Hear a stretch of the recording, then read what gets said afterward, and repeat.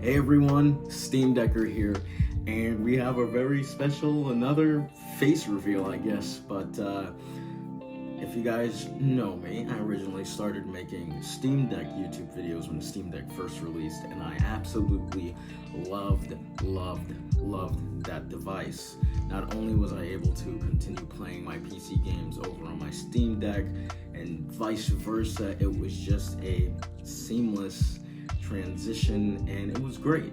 The performance wasn't always where I wanted it to be, especially with simple games like multiverses. I would get maybe 40 to 60 FPS. It was all depending, and I had to turn those settings down low, and it was an odd experience with certain games. Black Ops 2 didn't work correctly with certain protons. It took a few months until the proper proton version worked to allow Black Ops 2 to work, or some games would say unsupported and then it would work, like Injustice 2 or Black Ops 3 for that matter. Now, I then went through a couple of issues, didn't have my Steam Deck, and then a few months later, I went and purchased an Neo Geek.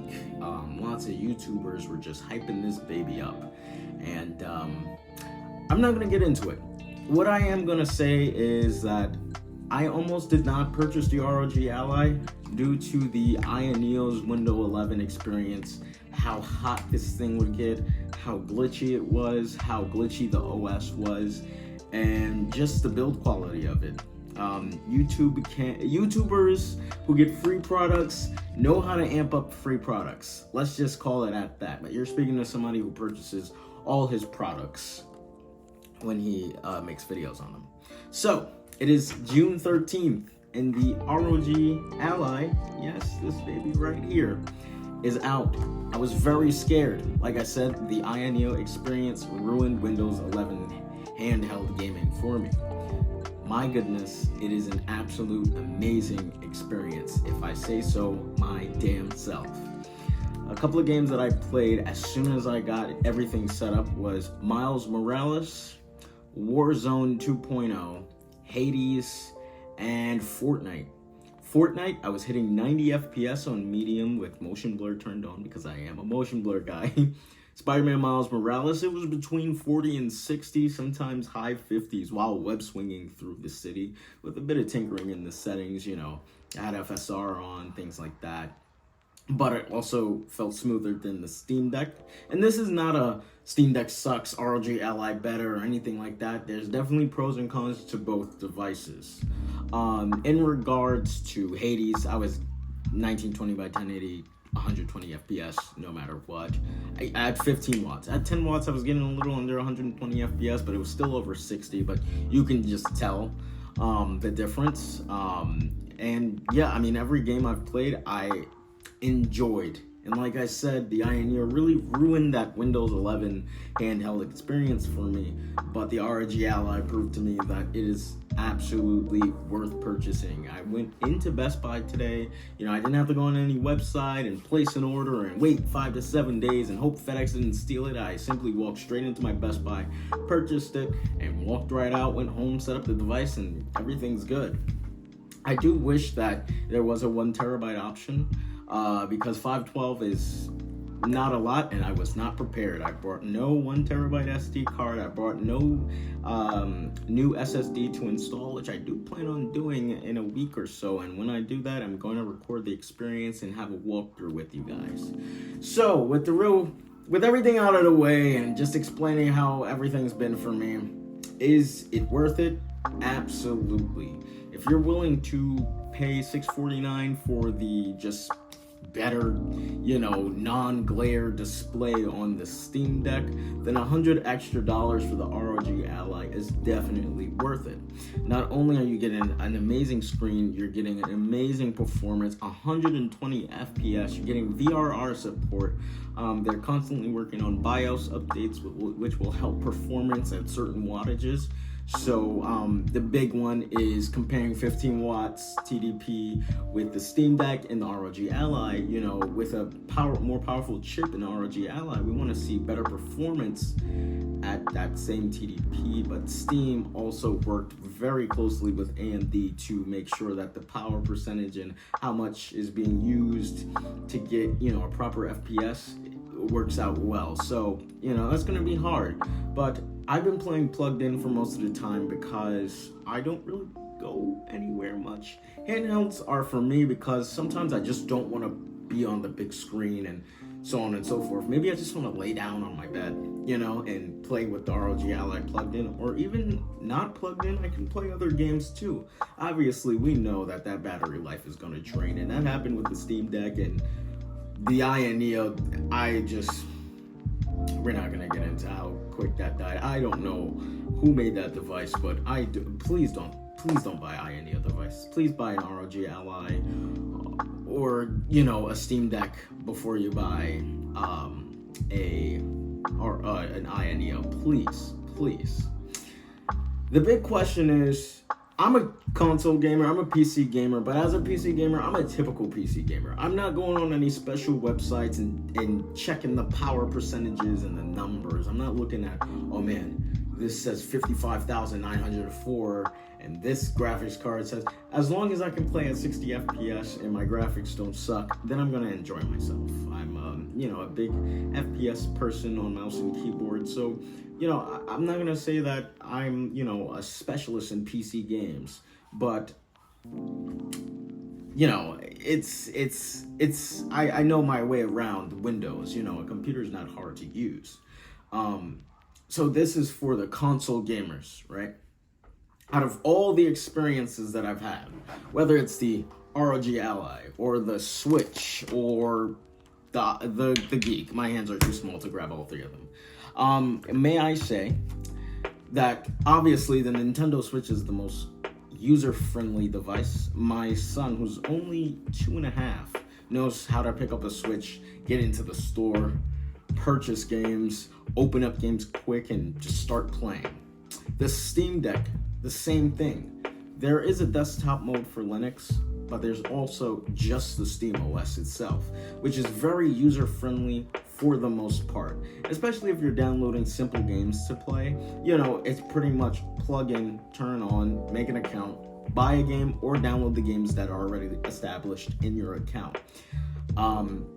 Now, with the Windows 11 experience, it's a little different because it's basically a laptop built into a handheld, you know, and so you're setting up a computer, and it's really not that hard. It's pretty much continue. Do you have a Microsoft account? No, I don't. Well, do you want one? No. You want Game Pass? No. 3 months free? No, because after the 3 months and I see a $49.99 goddamn charge on my account, I'm going to be pissed. No. And then you got to go on Google Chrome or Explorer and download your things. But Steam already comes pre-installed into the ROG Ally, which is amazing. The next thing that I wanted to get into, which I was very hesitant about, was the the Armory Crate SE.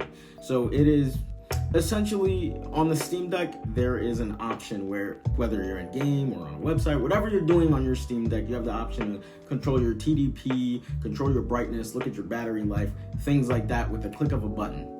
Asus also created the Armory Crate SE, which allows you to do the same thing. It allows you to turn on a 120 hertz mode, change the power wattages or the TDPs, change the resolution right then and there, and it all works perfect, and it's fast. And like I said, it was all ruined because of this. The Aya Neo OS that they built in to control all that, super glitchy. I hated it. I hate this device, and I want to sell this device and just get rid of it.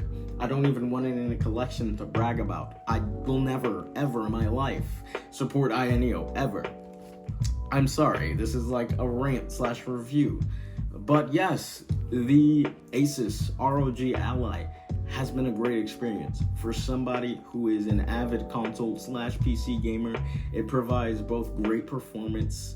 I've been playing charged up for the most time, and I'm already aware that, you know, when I'm unplugged, things are I have a certain amount of time before the battery depletes, which is perfectly fine. So I'll keep in mind when I am out and about and I decide to hop on my ROG Ally, I'm going to play those games that don't require as much wattage and pay attention to time.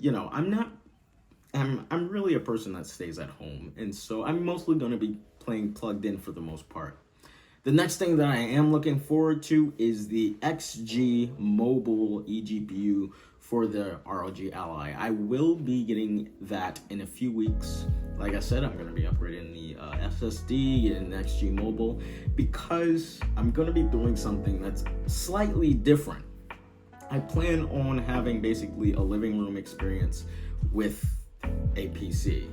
I know that sounds crazy, but I want to basically create my own version of a Wii U at home, which is when I'm plugged up to the TV, I'm going to, or a monitor, whatever I decide to plug it into, the XG Mobile will be connected, and I'll be playing with maybe a third-party controller like an Xbox controller. I'll be being able to play at 4K or 1080p, whatever resolution I want to play with, the ability to play at higher graphics settings and play at higher FPS and just better performance overall. But when I'm done and I don't want to play on the TV anymore, maybe I just want to go to a different room, or I have to be around my son and he's in a different room and I need to be in there with him, I unplug it and continue playing where I left off in that room, sitting down on the couch. So I'm going to be creating my own Wii U experience. But with all of that said, do I recommend the Asus ROG Ally?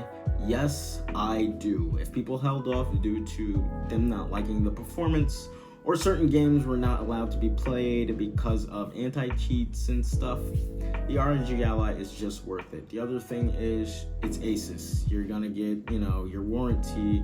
It's also you purchase it through Best Buy. Anything happens within a certain amount of time, you're gonna walk back in, you're gonna make that return, you're gonna be able to do all of that right then and there.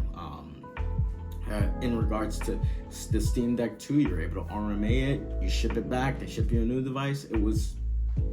It's all seamless. I'm excited to try out more games. I'm obviously gonna be making more videos, but it's great. And if they continue to evolve and make things better, maybe make a device in about a year and a half or so. Please don't go the Ioneer route and release 3 or 4 devices every 2 months. If they make a newer one in about a year or a year and a half, and it has better battery life and even slightly more performance, or a smaller compact version, that would be great, honestly, because man, it's great, and I can only see greater things happening for it. So this is a release date, and maybe within 3 months from now, things get better with the battery life and such. But I'm Steam Decker, and I appreciate everyone that has been watching so far. Obviously, we'll have more gameplay videos up, and I do plan on doing more things like accessories or best monitors to use for your handhelds, and the best speakers to use for your handhelds, and the best cases and headphones, things like that.